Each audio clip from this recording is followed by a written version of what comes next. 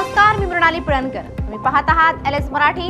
सकाळचे 10 वाजता आहेत. पाहुयात राज्यात काय घडामोडी घडतायत. निवडणुकीतील पराभव जिव्हारी लागला. शिवसेनेच्या पराभूत उमेदवाराकडून भाजप नगरसेविकेच्या पतीवर हल्ला. बीडमधील थरारक घटना सीसीटीव्ही कॅमेऱ्यात कैद. भाजप आमदार सुरेश धस, धनंजय देशमुख आणि त्यांचे साडू दादासाहेब खिंडकर यांनी पोलीस अधीक्षकांची घेतली भेट. मस्साचोक गावात होणाऱ्या चोऱ्या, घरफोडी आणि विविध विषयांवर तासभर चर्चा. एकनाथ शिंदेंच्या धाराशिव दौऱ्याआधी पदाधिकाऱ्यांना पोलिसांनी ठेवलं नजरकैद. युवासेना राष्ट्रीय कार्यकारिणी सदस्य अविनाश खापे यांना पोलिसांनी घेतलं ताब्यात.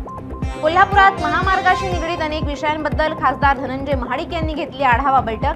बास्केट ब्रिजसह सर्व उड्डाण पूल आणि रस्ते रुंदीकरणाची कामं वेळेत आणि दर्जेदार पद्धतीने व्हावी, महाडिक यांच्या सूचना. भिवंडीतील मुंबई नाशिक महामार्गावर मध्यरात्री बर्निंग कारचा थरार. कार जळून खाक, सुदैवानं जीवितहानी नाही. बुलढाण्यात खामगावाजवळ ट्रकला भीषण आग. 25 लाखांचा माल जळून खाक, मोठ्या प्रमाणात आर्थिक नुकसान.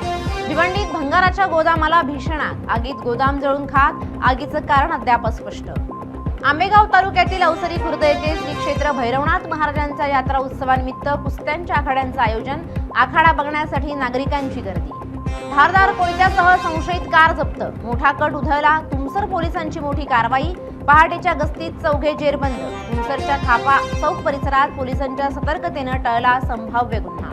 बीडमध्ये डॉक्टर बाबासाहेब आंबेडकर जयंतीनिमित्त कर्कश डीजेवर बंदी. प्रधान सादरीकरणावर भर. नियमांचं पालन करणं बंधनकारक. या होत्या आताच्या घडीच्या काही महत्त्वाच्या बातम्या. अशाच महत्त्वाच्या बातम्यांसाठी पाहत रहा LS मराठी.